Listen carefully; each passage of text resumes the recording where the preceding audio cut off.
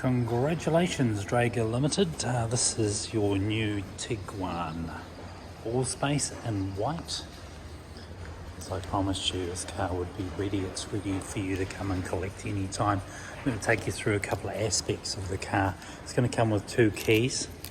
It's got a 5-year warranty and 5-year roadside assist. So in the event that something happens, call this number here. The car will be uplifted and you'll be helped along. But that won't happen because this is a Volkswagen premium product in an Allspace. So it's a 7-seater.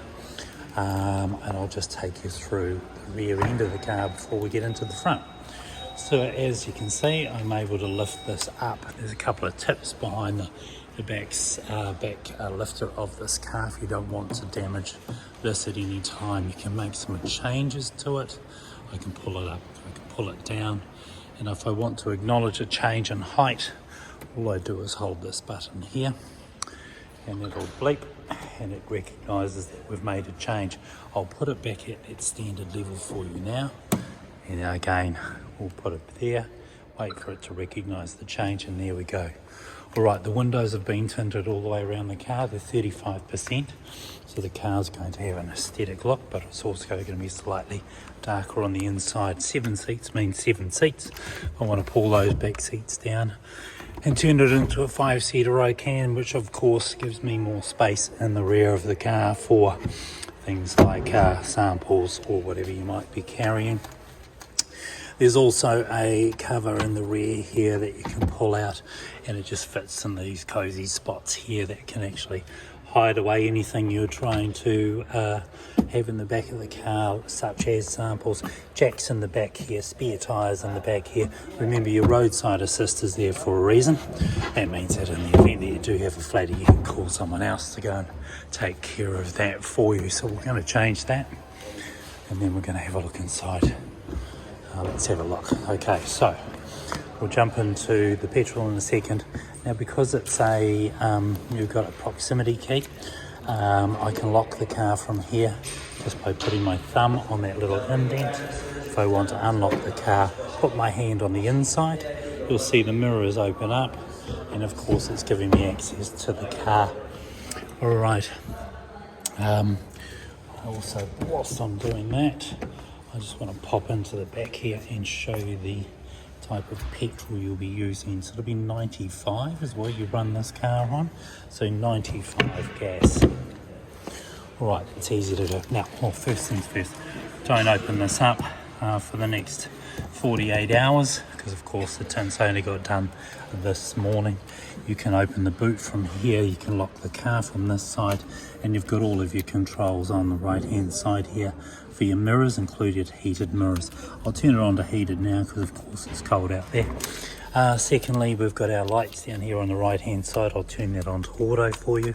There's a nice little compartment in there that you might want to put some stuff away in if you need to. You've got a manual handle there for the lift up, and then a manual handle for here. And then of course, if you don't already know, I'll show you now, there's a little bit of storage under the seat. I've got an example of not knowing I had $600 and change I left in there in a car years ago. I must have put it in there, forgot all about it until I sold the car. Anyway, nice surprise. Back into the back of the car, plenty of room, lots of space. These rear seats fold forward, so you've got extra room if you need to. I can pull that forward also. They go forward, and then you can get access into your rear seats if you need them, if you happen to be carrying a few more extra people. Alright, so again, plenty of room in the back of the car, and then all I do is hit this little lever here, pull that back up to an upright position. It does fold back slightly further, and of course just underneath here there is a slider so they can go back and forth. There's a charging unit down the bottom there, also a 12 volter, and then I believe that lights up there for your rear heaters.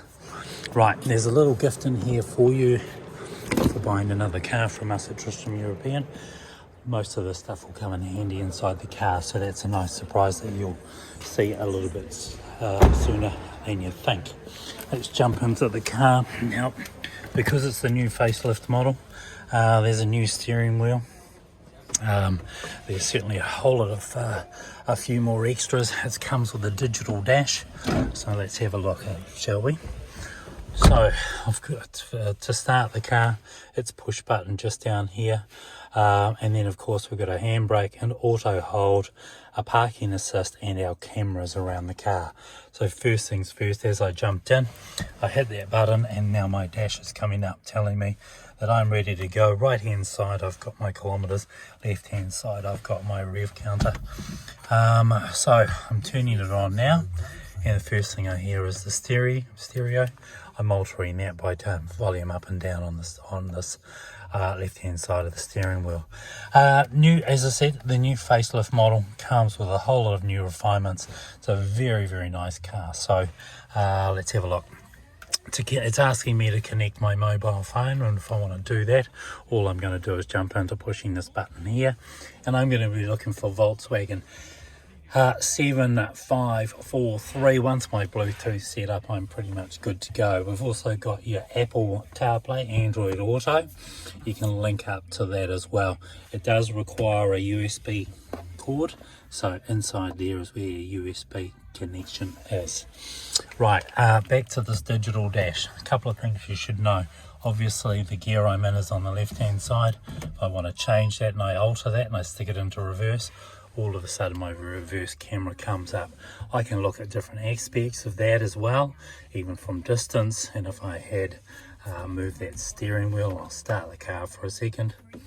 Yep, I'll put it back into, there we go. We'll stick it into reverse. What I'm going to see is as I turn the steering wheel in any direction, you'll see the direction finder giving me some advice on where I should be moving the car to. While I'm in here, I can have a look at the direction where I want to go, or the angle. If I had a tow hook, I'd have that on there also. I can also look at things like camera distance, the whole lot. So we've got all these alterations we can make, but keep it simple and run with this one for a while until you get used to the car. Alright, back into this, the dash. On the right hand side is our fuel level, the kilometres we've travelled, the heat in the engine, and of course the gears that we're monitoring. At 8 degrees outside, it's 10:30 today, and here we are looking at this new car. Right hand side we've got our wipers, left hand side we've got our lights, and then of course if I look onto my left hand side of the steering wheel, I've got my set and reset for my cruise control, and then if I push the middle one here, I can actually activate my distance control between the car in front of me, and that's based on my settings for my cruise control.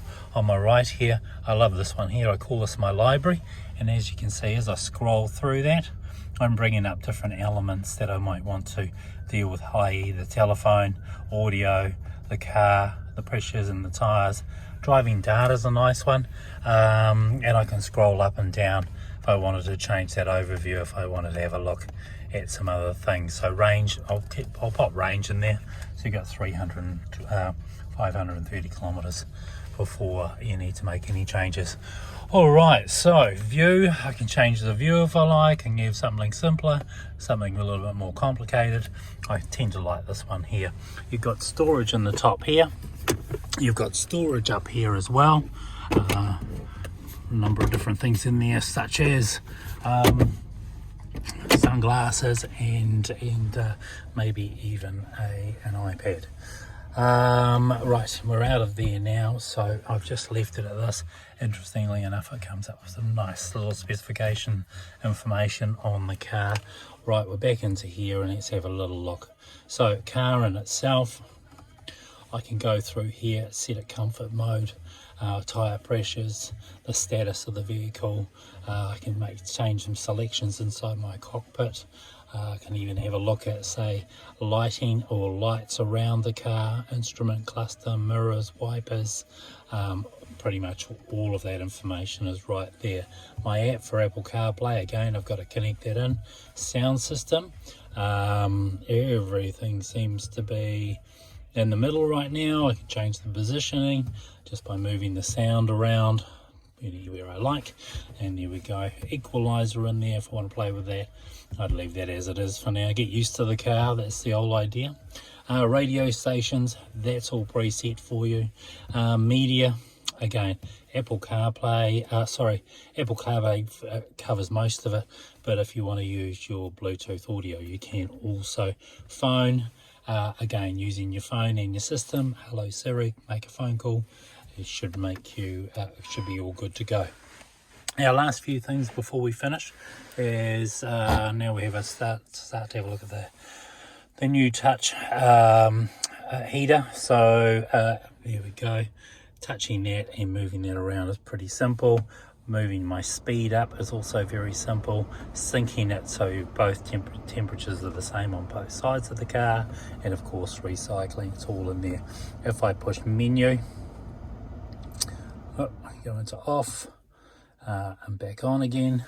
If I go back into the car and I go menu, at a glance I can get all the information I like on the vehicle and then navigate through that and make some changes. But in this particular case, we're going to go into the heater, and I can make changes to syncing it. I'll take the sync off if I like, move the fan around, put air into the rear, put air into the front, do an air care process. So basically I can activate that now, and it'll go through and clear all the air inside the car. It takes a little while. You can see how it's going through a blue to a complete blue, and then what it's doing is siphoning through all the toxins or dust that are inside the car and then expelling those out. So very, very good feature. All right, listen, we do appreciate you buying another car from us, Daniel and the team at Draeger.